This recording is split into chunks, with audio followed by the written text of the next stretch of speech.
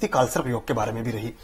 केतु की जब हम बात करते हैं, अभी जो चार्ट हमारे पास आया आपने उसमें देखा था कि अष्टम में उसका केतु है। हाँ। तो केतु कहीं भी है, केतु के अगर केंद्र में है तो मैंने देखा कि या दशम में है या पहले घर में है तो व्यक्ति स्पिरिचुअल या स्पिरिचुअलिटी से रिलेटेड जो कार्य हैं उनको जीवन में करता है। तो क्या केतु आध्यात्मिक दुनिया का देवता है या इसको गवर्न करता है? केतु क्योंकि राहु के बिल्कुल सामने है जी, तो केतु हर चीज को कॉन्ट्रैक्ट करता है। राहु मैंने बोला एक्सपैंड करता है, तो मैं इसलिए समझा रहा हूँ कि जो भी हमारे लोग देख रहे हैं उनको भी कुछ समझ में आए, चाहे वो इंटरेस्ट रखते हो तो केतु हर चीज को कॉन्ट्रैक्ट करता है। अगर शुक्र के साथ रहेगा तो आदमी को औरत जात से कहेगा मेरे को कोई इतना दिलचस्पी नहीं। अगर वो मरकुरी के साथ रहेगा तो पैसे की दिलचस्पी नहीं है। तो जिस चीज के साथ रहता है उस चीज से दिलचस्पी एक तो हटाता है, कम कर देता है। और दूसरी तरफ ये आदमी को अगर 12वें घर में है केतु और शनि के साथ है तो आदमी कर्म नहीं करेगा, कर्महीन हो जाएगा। कर्महीन का मतलब ये नहीं कर्म नहीं करेगा, अध्यात्म की तरफ वो ऐसी चीजें ढूंढना शुरू करेगा जो कि हमसे ऊपर है। केतु 8वें में, मतलब बिल्कुल रहस्य, केतु 8वें में, 8वां 12वां, ये दोनों हिडन मिस्ट्रीज है। केतु 8वें में तो आदमी सोचेगा चलो देखते हैं इसके बियॉन्ड क्या है, व्हाट इज बियॉन्ड, इसके आधार क्या है। तो केतु स्पिरिचुअलिस्टिक प्लैनेट है, हाँ, धन के लिए अच्छा नहीं। जो राहु है उसका ऑपोजिट है, धन के लिए अच्छा नहीं है, डिस्कनेक्ट करता है। और अगर बहुत सारे दूसरे प्लैनेट्स के साथ कभी कभी मिल भी जाता है तो ये आदमी को लंगोटी योग देता है। लंगोटी योग कहते हैं कि आदमी को संन्यास की तरफ ले जाता है, और कुछ प्लैनेट्स उसको पैसा भी दे देंगे, सब कर देंगे। जो केतु आएगा और अगर शनि मंगल केतु का कहीं ना कहीं रिलेशनशिप हो गया तो सब देकर वो सब छीन लेता है केतु। शनि मंगल केतु ऐसा होता है, शुक्र कहीं बीच में आ गया सब कुछ दे देगा, पैसा, गाड़ी, ये वो। और जैसे कि हमारे शंकराचार्य के हॉरोस्कोप थी, जो जिसको कि जयललिता जी ने, वो याद है ब्रो, तो उनका ध्यान से देखिए, इस तरह का शनि मंगल केतु का योग, तो सब कुछ दिया, धर्मात्मा होते उनका गाड़ी, ये फलाना, और सब एक साथ छीन, पीठाधीश हुए, सब कुछ हुआ, लेकिन एकदम ऐसा एलिगेशन और चीजें बनी। तो केतु इस तरह का प्लैनेट है, और थोड़ा सा डिस्प्यूट्स भी करा देगा, लिटिगेशन भी करा देगा। ये नहीं तो एक लाइफ चलाता है मगर उसे कंट्रैक्शन कराता है। तो केतु जो है वो आदमी को ध्यान से पढ़ना चाहिए। अगर केतु बहुत स्ट्रांग है तो आदमी महात्मा साधु बनता है। केतु के बिना आदमी इंट्यूशन नहीं होता है, केतु के बिना आदमी एस्ट्रोलॉजी नहीं कर सकता। जो इंटरनल पावर्स जो होती है, ऑकल्ट पावर होती है, सब केतु में होता है। केतु ज्यादा हो, शुक्र का ऐसा डिस्कनेक्शन भी करता है। तो केतु राहु का ऑपोजिट है।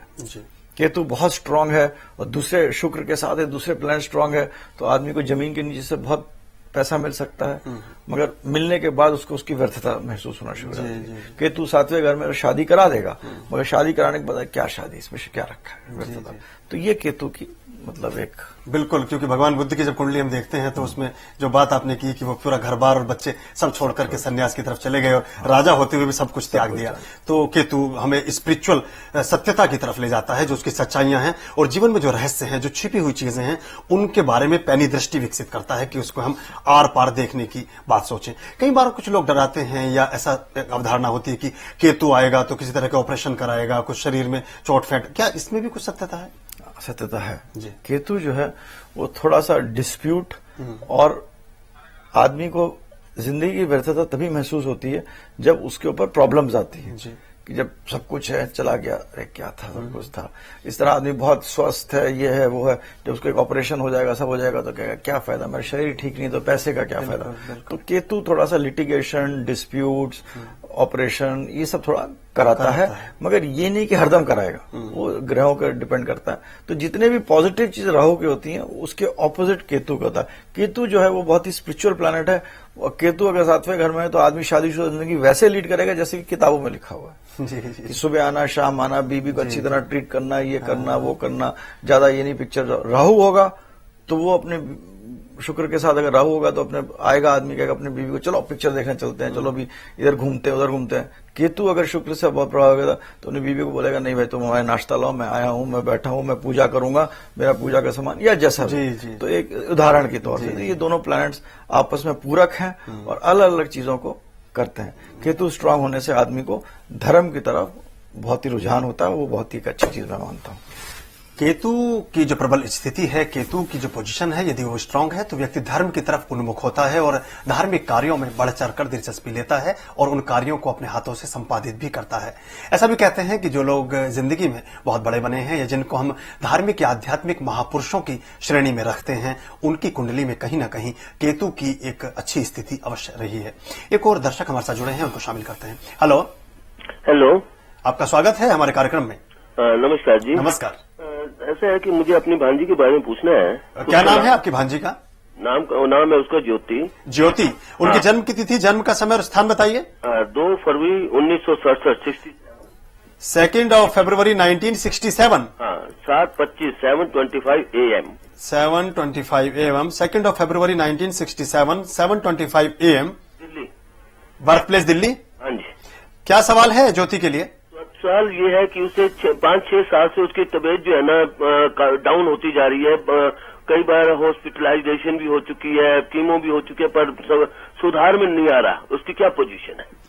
सुधार में नहीं आ रहा है। 5-6 साल से तबीयत बहुत खराब होती जा रही है। सब तरह का परीक्षण कराया है, डायग्नोज कराया है, लेकिन बात नहीं बनती। स्वास्थ्य उसका ठीक नहीं रहता इस बच्ची का। इसके बारे में पूछना चाहते हैं क्या?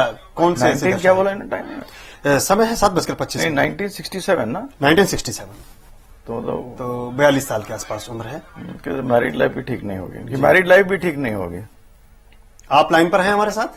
मैरिड लाइफ दोनों की बहुत बढ़िया है जी। मैरिड लाइफ अच्छी है कहते हैं। मैरिड लाइफ अच्छी है, स्वास्थ्य ठीक नहीं है। स्वास्थ्य ठीक नहीं है। तो उसकी बहुत कोशिश कर रहा है कि इसका स्वास्थ्य ठीक हो। पैसा भी बड़ा खर्च कर दिया उसने, और क्या कहते हैं, फिर भी स्वास्थ्य उसका नहीं बन पा रहा।